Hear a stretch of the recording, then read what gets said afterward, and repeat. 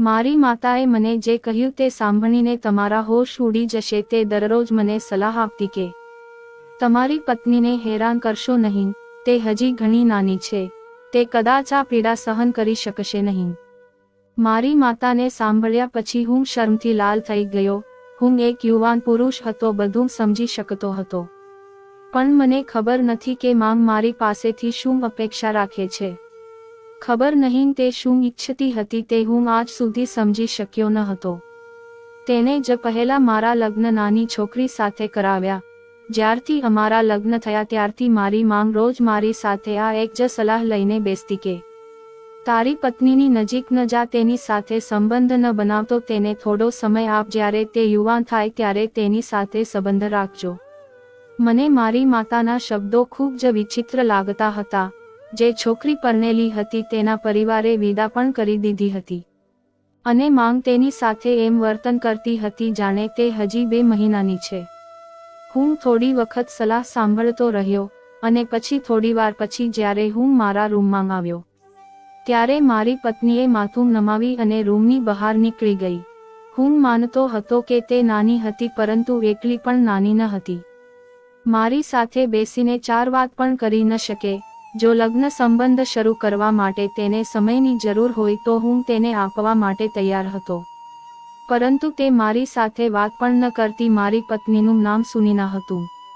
તે 17 વર્ષની હતી અને હું 26 વર્ષનો હતો. હું પાગલ ન હતો કે તેને નુકસાન પહોંચાડું. તે મારી પત્ની હોવા છતાં તે પોતાને મારાથી છુપાવીને રાખતી હતી. હવે મને મારી માતા પર ગુસ્સો આવવા લાગ્યો. આ બધું મારી માના કારણે જ થયું હતું. તેની રોજની સલાહ કે મારી પત્નીનું મન પણ બગાડ્યું હતું, અને તે હંમેશા મારાથી છુપાઈને રહેતી હતી. ક્યારેક મને લાગે છે કે સુનેના એક ખૂબ જ માસૂમ છોકરી છે, જે આવી વાતો વિશે નથી જાણતી. હું તેના પર દબાણ કરવાનો પ્રયાસ પણ કરતો ન હતો. તે મારી પત્ની હોવા છતાં તે મારાથી ખૂબ ડરતી. હું તેનો પતિ હતો. અમે રાત્રે એક જ રૂમમાં સૂતા હતા, અને કેટલીક વાર હું મારી પત્નીને મારી આટલી નજીક જોઈને રાત્રે સૂઈ શકતો ન હતો. પણ હું મારી માના સોગંદથી બંધાયેલો હતો. તેને સ્પર્શ પણ ન કરી શકતો, કારણ કે મારી માતા પોતાના કહેવા પ્રમાણે કે તમારી પત્નીને વધુ 1 વર્ષ આપો, અને જ્યાં સુધી તે 18 વર્ષની ન થાય ત્યાં સુધી તેની સાથે કોઈ સંબંધ રાખતો નહીં. પણ એક વાત હું સમજી શકતો નહોતો કે જ્યારે હું તેની સાથે સંબંધ બાંધી શકતો નથી, તો મારી માતાએ મારા લગ્ન તેની સાથે કેમ કર્યા? મારી માતાએ મારા લગ્નની પહેલી રાત્રે જ મારી સાથે આવો જ વ્યવહાર કર્યો હતો. મને રૂમમાં બોલાવ્યો. જ્યારે હું માના રૂમમાં ગયો તો તે કહેવા લાગી, મારી પત્ની હજી ખૂબ નાની છે, તેને થોડો સમય આપ, જેથી તે સંબંધ માટે માનસિક અને શારીરિક રીતે તૈયાર થાય. ત્યારે મેં આશ્ચર્યજનક આંખોથી મારી માંગ તરફ જોયું. મારી માતાની ઈચ્છા મુજબ મારા લગ્ન થયા હતા, અને આ રાત્રે મારા મનમાં ઘણા સપના હતા મારી પત્નીની સંગત માટે, અને મારી માતાએ મારી બધી ઈચ્છાઓ બરબાદ કરી દીધી હતી. મારા ચહેરા પર ચિંતાની રેખાઓ જોઈને મારી માતા મને સમજાવવા લાગી કે વિનય, ચિંતા ના કર, તે માત્ર થોડા સમયની વાત છે. જ્યારે તે સંબંધને સંપૂર્ણ રીતે સમજવાનું શરૂ કરે અને મોટી થાય પછી તમે તમારા વિવાહિત સંબંધને શરૂ કરવા માંગ, અને જ્યારે તે યુવાન બને ત્યારે તેને અપનાવવામાં કોઈ સમસ્યા નથી. પરંતુ અત્યારે તેની સાથે કોઈ સંબંધ બાંધતો. મમ્મીની વાત સાંભળીને મને નવાઈ લાગી. તેના યુવાન પુત્રના લગ્ન કર્યા પછી તે કેવી વિચિત્ર વાતો કહી રહી હતી. હું યુવાન પુરુષ હતો, મને પણ કેટલીક લાગણીઓ હતી. હું તેને કેવી રીતે નિયંત્રિત કરી શકું? મેં મારી માતા સામે નારાજગીથી જોયું કે જો મારી પત્ની નાની છે અને આ સંબંધ માટે માનસિક અને શારીરિક રીતે તૈયાર ન હતી, તો આવી છોકરીને મારા જીવનમાં શા માટે સામેલ કરવામાં આવી? શું દુનિયા છોકરીઓથી ખાલી થઈ ગઈ હતી? મને તે સમયે ગુસ્સો આવ્યો હતો. હું યુવાન પુરુષ હતો, કોઈ નાનો બાળક તો ન હતો કે હું મારી પત્નીની મોટી થવાની અને તેને સમય આપવાની રાહ જો. મારી માતાએ મારી સામે જોયું અને કહ્યું કે આ મારી મજબૂરી છે. ઉતાવળમાં લગ્ન કરવા પડ્યા. તે ખૂબ જ નિર્દોષ છે, પરંતુ અનાથ છે. તેના ભાઈઓ શક્ય તેટલી વહેલી તકે તેના લગ્ન કરાવવા માંગતા હતા. તે લગ્ન કરવાનો રસ્તો શોધી રહ્યા હતા, તેથી એક વૃદ્ધ સાથે તેના લગ્ન કરી રહ્યા હતા. જો મેં તેના લગ્ન તારી સાથે ન કર્યા હોત તો તેના ભાઈએ તેનું ભાગ્ય બગાડીને નાખ્યું હોત. તેનું જીવનને બગડતું બચાવવા મેં મહેનત કરી તારા લગ્ન તેની સાથે કરાવ્યા. આ જાણીને હું ચૂપ થઈ ગયો. મારી માતાએ મને પ્રેમથી કહ્યું કે મને આશા છે તું મારી વાત માનીશ. તારી પત્નીને અત્યારે કંઈ ન બોલતો, તેનાથી અંતર રાખજે. છોકરી ખૂબ ડરી ગઈ છે. મને મારી માની વાત પર ગુસ્સો આવ્યો, પણ મેં સહન કર્યું. પરંતુ જ્યારે મેં રૂમમાં જઈને મારી પત્નીને જોઈ ત્યારે મને આશ્ચર્ય થયું. તે ચોક્કસપણે નાની હતી, પરંતુ તે યુવાન હતી. તેની સુંદરતા અને નાજુકતા મને પોતાની તરફ ખેંચી રહી હતી. તેને જોઈને મારું હૃદય કૂદકા મારવા લાગ્યું. તે યુવાન સાથે ભરેલા શરીરની હતી, તેથી તે મારા માટે સરસ હતી. મેં મારી માતાની સલાહને ભાગ્યે જ કાબૂમાં રાખી હતી, નહીં તો સુનેના મને પાગલ બનાવી રહી હતી. હું તેની પાસે બેઠો એ વાત સાચી હતી કે તે એકદમ ડરી ગયેલી દેખાતી હતી. મેં કહ્યું, સુનેના, ચિંતા કરીશ નહીં. હું તને નુકસાન નહીં પહોંચાડું. તારે મારાથી ડરવું ન જોઈએ. મેં તેનો હાથ પકડ્યો. તે ખૂબ ઠંડી પડી રહી હતી. ડરના કારણે તેનો ગુલાબી રંગ વધુ ગોરો થઈ ગયો હતો.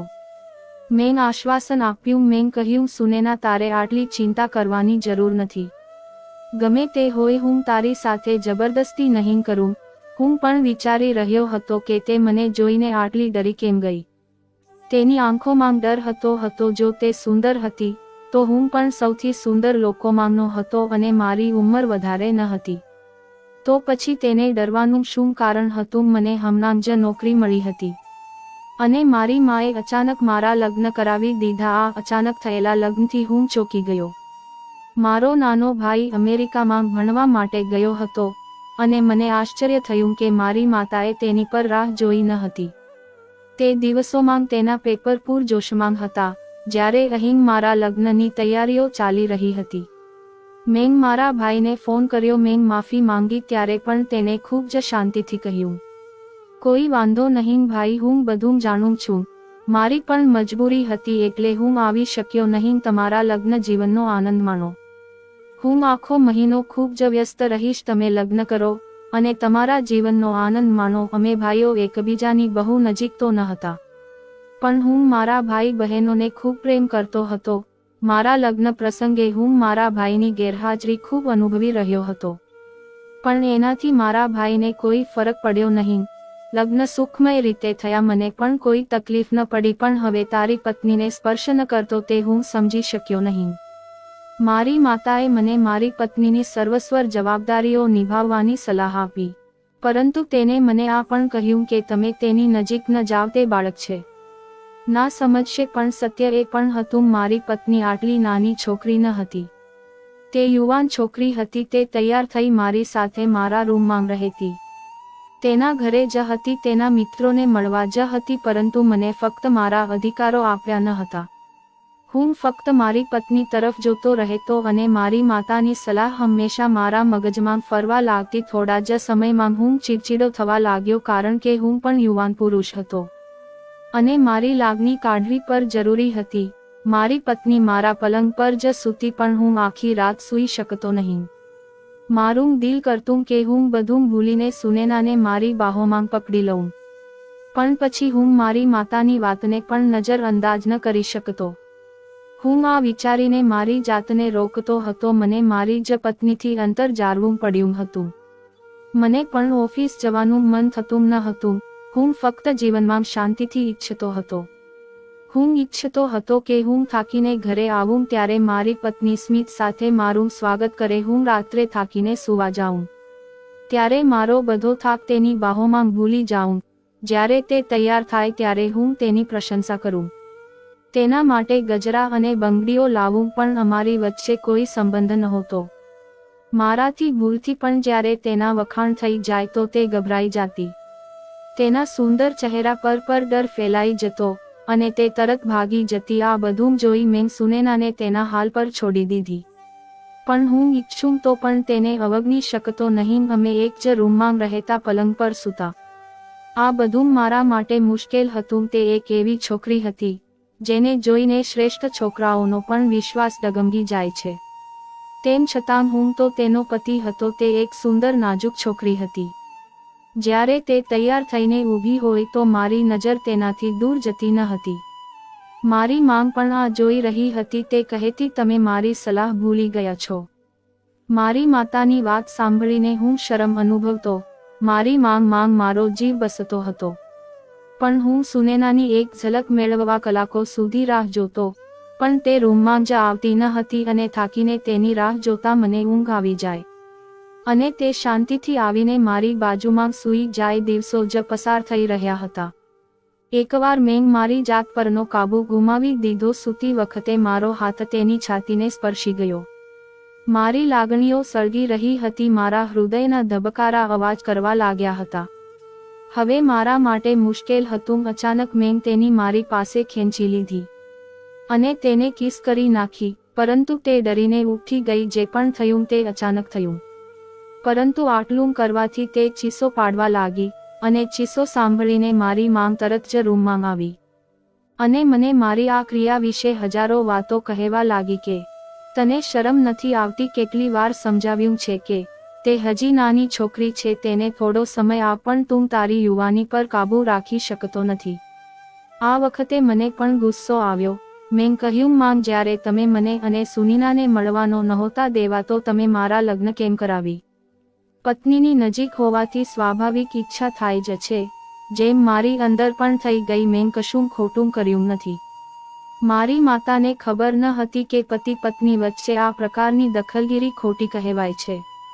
આ બાબતોથી મને ગુસ્સો આવતો, પણ હું ઈચ્છા છતાં મારી માતાને જવાબ આપી શકતો નહીં. પણ આજે મારી ધીરજ ખૂટી ગઈ હતી. હું ગુસ્સામાં ટેરેસ પર ચાલ્યો ગયો. મારી માતા મારા રૂમમાં સુનીના પાસે સૂતી હતી અને તેને ચૂપ કરતી હતી. હું ટેરેસ ઉપર ચાલ્યો ગયો. મારી માતાને કારણે હું મારી પત્ની પાસેથી મારો હક લઈ શકતો ન હતો અને તેના હિસ્સાનો પ્રેમ તેને આપી શકતો ન હતો. અને જો હું આપવાનો પ્રયત્ન કરું તો પણ એ ચીસો પાડવા લાગતી. પણ શું પ્રોબ્લેમ હતી મને આજ સુધી સમજાણું નહીં. આમ સમય પસાર થતો ગયો અને દિવસે ને દિવસે મારી પત્ની સુનેના વધુને વધુ સુંદર બની રહી હતી. તે મારી બહેનો સાથે રહેવાનું શીખી ગઈ હતી અને તેની સાથે મિત્ર બની ગઈ હતી. તે ઘેરા રંગના કપડાં પહેરીને હસતાં મારી આસપાસ ફરતી રહેતી, પણ તે મારા વિશે બિલકુલ વિચારતી ન હતી. સમય જતાં તેને મારા પ્રત્યે એનો ડર ગુમાવી દીધો હતો. પણ હવે સમજાઈ ગયું હતું કે મારી માંગ અમને સંબંધ બાંધતા અટકાવી રહી છે. મને તેની નજીક જવા દેશે ને એક રાતે હું સૂઈ રહ્યો છું એમ વિચારીને સુનીના રૂમમાં આવીને સૂઈ ગઈ. તે બેડ પર સૂઈ ગઈ તો મેં તે જ ક્ષણે લાઇટ ચાલુ કરી અને મને જાગતો જ હોય તે ગભરાઈને બેઠી. મેં કહ્યું, સુનેના, મારે તારી સાથે એક અગત્યની વાત કરવી છે. તો તેને કહ્યું, પણ મારે તમારી સાથે વાત નથી કરવી. કૃપા કરીને સૂઈ જા, મારે પણ સૂવું છે. મેં સુનેનાને કહ્યું, પણ મને ઊંઘ નથી આવતી. અમારા લગ્નને કેટલા સમય થયા છે અને હું તારી સાથે 2 મિનિટ પણ વાત કરી શક્યો નથી. ઠીક છે, હજુ આપણે લગ્ન જીવનની શરૂઆત ન કરી શકીએ, પરંતુ ઓછામાં ઓછું તમે મારી સાથે વાતો કરી શકો છો, મિત્ર તો બની શકો છો. તે મારી તરફ જોયું જ્યારે તેને આંખોમાં ડર ન હતો પણ હેરાનગી હતી. હું થોડો તેની નજીક ગયો તો તે દૂર ચાલી ગઈ. મેં કહ્યું કે તમે મારાથી આટલા કેમ ડરો છો? તે મારા આ મુદ્દા પર કંઈ બોલી નહીં. કહેવા લાગી, મહેરબાની કરીને મારાથી દૂર રહો. મેં કહ્યું, પણ શું વાત છે સુનેના? હું તારી નજીક કેમ ન આવું? મને જોઈને તારા દિલમાં કંઈ થતું નથી જ્યાં સુધી હું જાણું છું. જેટલા છોકરાઓ તેમના પાર્ટનરની કંપની માટે આતુર હોય છે, એટલે જ છોકરીઓ પણ તેમના પાર્ટનરને પોતાની બાહોમાં સ્વીકારવાની ઈચ્છા ધરાવે છે. શું તારી આવી ઈચ્છા નથી? આવી વાતો સાંભળીને તેને ખૂબ શરમ આવી. તેના ગાલ ગુલાબી થવા લાગ્યા અને તેણે ઝડપથી નીચે જોયો. મોકો જોઈને મેં તેનો હાથ પકડી લીધો. મેં કહ્યું, સુનેના, મારા પર વિશ્વાસ કર. કોઈ ખરાબ માણસ નથી. હું તને કોઈ પણ રીતે દુખી કરવા માંગતો નથી. ધીમે ધીમે વાત કરતાં હું તેની નજીક જવા લાગ્યો. તે પણ મારી સંગત માણવા લાગી. પણ મારું તોફાન વધુ આગળ વધે એ પહેલાં મારા દરવાજે જોરથી ટકોરા પડી ગયો. હું જાણતો હતો કે મારા રંગમાં ભંગ કરનાર મારી માંગ સિવાય બીજું કોઈ નહીં. મેં દરવાજો ખોલ્યો તો મારી માંગ દરવાજે ઊભી હતી તેના ચહેરા પર ગુસ્સો હતો. કહેવા લાગી, તમારા રૂમની લાઇટ ચાલુ છે. હજી તમે લોકો સૂતા નથી એટલા માટે મેં તમારા રૂમનો દરવાજો ખખડાવ્યો. અને તમે બંને એકબીજા સાથે શું વાત કરી રહ્યા હતા? મેં કહ્યું, માંગ, હું તમારી સલાહ ભૂલ્યો નથી. પણ તમારે આ રીતે રાત્રે મારા રૂમમાં આવવું જોઈતું ન હતું. પરંતુ મારી માંગ એ ગુસ્સામાં મને ઠપકો આપ્યો કે તું તો બસ ચૂપ રહે અને તું સૂઈ જા. સોફા પર સૂઈ જા. અને જો બંને મારી સલાહ ભૂલ્યા અને જો મેં આવું કંઈક સાંભળ્યું તો મારાથી ખરા કોઈ નહીં હોય. આટલું કહી તે રૂમની બહાર નીકળી ગઈ હતી અને સુનેના સોફા પર સૂઈ ગઈ હતી. હવે તો મારી માએ મને સુનેના સાથે ક્યાંય બહાર જવા પર પણ પ્રતિબંધ મૂક્યો હતો. કહેવા લાગી, સુનેના નાની છે અને તું યુવાન પુરુષ છો. લોકો વાતો બનાવશે કે મેં મારા યુવાન પુત્રના લગ્ન આટલી નાની છોકરી સાથે કરાવ્યા. હું નથી ઈચ્છતી લોકો મને વાતો સંભળાવે, તેથી જ તું તેની સાથે બહાર ન જા. અને સુનેના પર તેની હામાં હા કરતી અને મારી સાથે ન આવતી હતી. હવે તો મારા મિત્રો પણ મારી મજાક કરવા લાગ્યા કે તું તારી પત્નીના ઈશારે ડાન્સ કરવા લાગ્યો છે. તેને તારી સાથે બહાર ફરવા લઈ જવાની તારી હિંમત પણ નથી. એક વખત મેં ગુસ્સામાં સુનેનાને કહ્યું કે આજે તૈયાર રહે. હું તને મારા મિત્રના ઘરે લઈ જઈશ અને મારો મિત્ર અમને તેમના ઘરે પાર્ટી માટે આમંત્રણ આપી રહ્યો છે. હું આજે કોઈ બહાનું નહીં સાંભળું. તેને કહ્યા પછી હું નાવા ગયો. પરંતુ જ્યારે હું પાછો આવ્યો ત્યારે તે રૂમમાંથી ગાયબ હતી. હું બહાર નીકળ્યો તો તે બીજા રૂમમાં મારી માતા પાસે ચિંતાથી બેઠી હતી. અને મારી માંગ ગુસ્સામાં તેને ઘણી બધી વાતો કહેતી હતી. જ્યારે હું આગળ ગયો ત્યારે મારી માતાએ મને બોલાવ્યું અને ગુસ્સાથી કહ્યું, તને કેટલી વાર કહ્યું છે કે તેના પર બળજબરી કરવાનો પ્રયાસ ન કર. તે હજી બાળક છે, નિર્દોષ છે. લોકોના ઘરે જઈને તેરે પરેશાન થઈ જશે. મને ગુસ્સો આવવા લાગ્યો હતો. તેને શું જરૂર હતી માને બધું કહેવાની? મેં કહ્યું, માંગ, તે મારી પત્ની છે અને હું તેને એકલી નહીં, હું તેની સાથે કોઈ સમસ્યાનો સામનો કરીશ નહીં. અને મારી સાથે જઈને તેને કોઈ સમસ્યાનો સામનો કરવો પડશે નહીં. અમિત મારો ખૂબ સારો મિત્ર છે અને હું તેને ના પાડી શકું તેમ નથી. મારા ગુસ્સે થવાથી તે થોડી નરમ પડી અને પ્રેમથી બોલી, દીકરા, તું બુદ્ધિશાળી છે. સમજવાની કોશિશ કર. મારી મજબૂરીમાં મેં સુનેનાને તારી સાથે પરણાવી છે. તમે થોડા સમય માટે ભૂલી જાવ કે તારી પત્ની પણ છે. તમે કંઈ સમજી શકતા નથી. હું મારી માતાના શબ્દો સાંભળીને ખૂબ જ નિરાશ થયો. હું પરિવારનો પહેલો મોટો દીકરો હતો. મારી માતાએ મને હંમેશા બીજા બાળકોની પાછળ રાખ્યો હતો. તે હંમેશા મારી બધી વસ્તુઓ મારા નાના બહેનોને અને ભાઈઓને આપતી હતી. પણ હું મારી માતાને ખૂબ માન આપતો હતો. મારા ભાઈ બહેનોમાં હું મારી માતાની સૌથી વધુ સાંભળતો અને તેમનો આદર કરતો. પરંતુ મારી માંગ મને ધ્યાન અને પ્રેમ આપવાને બદલે બીજા બાળકોને લાડ કરવા લાગી. લગ્ન પહેલા મને આ વસ્તુઓનો અહેસાસ ન હતો અને હું તે વિશે જ વિચારી રહ્યો હતો કે કદાચ તેથી જ મેં આ બાબતો વિશે વિચાર્યું નહીં. પણ લગ્ન પછી મારી માતાનું મારા પ્રત્યેનું વર્તન બદલાવા લાગ્યું. મેં કહ્યું, માંગ, હું મારી પત્નીને સમય આપું છું. હું તેને સમજવાની કોશિશ કરું છું અને જો તે મારી સાથે રહેશે તો તેનો ડર પણ એટલો જ દૂર થશે. તે પણ મારી સાથે જોડાશે. જો હું તેને મળીશ તો તે અમારા પરિણીત સંબંધોની સારી શરૂઆત થશે અને હું માની પણ શકું છું કે હું તેને ભૂલી જાઉં કે તે મારી પત્ની નથી. પણ મારા મિત્રો એ ભૂલતા નથી કે હું પરિણીત છું. તેને મને અને સુનેનાને તેને ના ઘરે મિજબાની માટે આમંત્રણ આપ્યું છે. વારંવાર ના પાડીને કંટાળી ગયો છું અને અમિત તો મારો ખૂબ સારો મિત્ર છે અને હવે અમિત મારા પર ગુસ્સે થવા લાગ્યો છે. તેને લાગે છે કે હું જાણી જોઈને સુનેના તેના ઘરે લઈ જવા માંગતો નથી. હું તેને તેના ઘરે લઈ જઈશ તો શું વાંધો છે? હું તેનો પતિ છું. હું કોઈ નુકસાન નહીં પહોંચાડીશ અને તે મારાથી ક્યાંક જોખમનો સામનો કરી શકે છે. મને આશ્ચર્ય થયું કે મારી માતા આટલી નાની વાત પર કેમ હોબાળો કરી રહી હતી. પહેલા તો મને એમ પણ લાગતું હતું કે મારી માતા નાની ઉંમરના કારણે બોલે છે. પણ મારી માતાની વાતો હવે મને ચોંકાવી રહી હતી. હું મારા રૂમમાં ગયો. હું ખૂબ જ દુઃખી થઈ રહ્યો હતો. મેં મારા પિતાને નાની ઉંમરમાં ખોઈ દીધા હતા, પરંતુ અમારા પરિવારની જમીન મિલકતને કારણે અમને ક્યારેય વાંધો ન પડ્યો. મારા પિતા મને સૌથી વધુ પ્રેમ કરતા હતા. હું પિતાના મૃત્યુ પછી એકલો પડી ગયો હતો. મારા પિતાનું અવસાન થયું ત્યારે હું માત્ર 7 વર્ષનો હતો. મને હંમેશા એવું લાગ્યું કે મારી માં મારા બીજા બહેનો અને ભાઈઓને વધુ પ્રેમ કરતી હતી અને હું તેમને ફરિયાદ કરતો તો કહેતી કે તું તો મોટો છે, તમારા બહેન અને ભાઈઓ નાના છે અને તેમના પિતાની ગેરહાજરી વધુ અનુભવે છે. પણ જેમ જેમ હું મોટો થતો ગયો તેમ તેમ મને લાગવા માંડ્યું કે મારી માતાએ જાણી જ જોઈને મારી અવગણના કરી અને મારી નાની બહેન અને ભાઈઓ પર ઘણું ધ્યાન આપ્યું. મારા બાળપણમાં હું ગોરો રંગ ધરાવતો હતો. જેમ જેમ હું મોટો થયો તેમ તેમ મારો દેખાવ ખૂબ જ સુંદર થતો ગયો.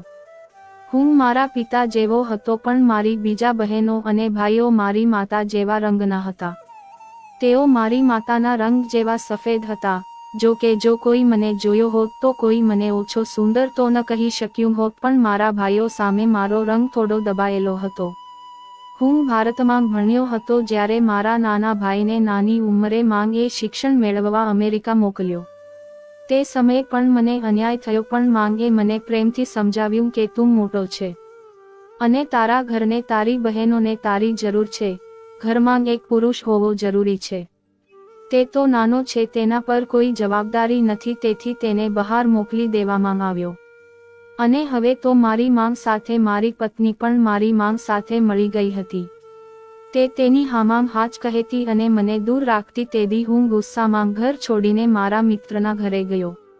મારા મિત્રને આશ્ચર્ય થયું હતું. તે કહેવા લાગ્યો, ભાભીને ન લાવ્યો. અમે બધી તૈયારી કરી લીધી હતી. હું શરમ અનુભવી રહ્યો હતો. મેં તેને કહ્યું કે તેની તબિયત સારી નથી એટલે હું એકલો આવ્યો. મારા મિત્રએ મને ગંભીરતાથી વાત કરવાનું શરૂ કર્યું. મને પૂછ્યું કે તારી સમસ્યા શું છે.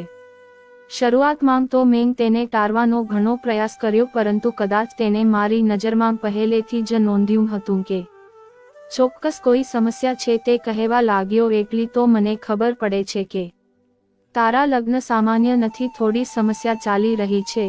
તું ખુશ દેખાતો નથી. મારા મિત્રના પ્રશ્ન પર મેં માથું નમાવ્યું. મારા મિત્રના સવાલ પર મને ગુસ્સો આવ્યો. જરા હું બધું કહેવા લાગ્યો કે માંગ અને સુનેના મારી સાથે શું કરે છે. તેને પણ આ વાત અલગ લાગી. તે કહેવા લાગ્યો, તમારી માંગ તારી પત્નીને સલાહ આપવાને બદલે તે ભાભીને તારાથી દૂર રાખે છે. હું ચૂપચાપ બેસીને તેની વાત સાંભળતો રહ્યો. આમ તો મેં ક્યારેય મારી માંગ વિશે આવું કશું સાંભળ્યું ન હતું, પણ આજે હું મારી માંગ પર ગુસ્સો અનુભવી રહ્યો. મારી વાત સાંભળી મારો મિત્ર કહેવા લાગ્યો, મને તારી હાલત જોઈને હસવું આવે છે અને ગુસ્સો પણ આવે છે. તું એક પત્નીને કાબૂમાં રાખી શક્યો નહીં. મારી સાથે ખુશીથી રહે છે અને હું પણ તેને ખૂબ પ્રેમ કરું છું. તો મિત્રો, તમને સ્ટોરી ગમી હોય તો લાઈક કરો અને ચેનલને સબસ્ક્રાઇબ કરો. ધન્યવાદ.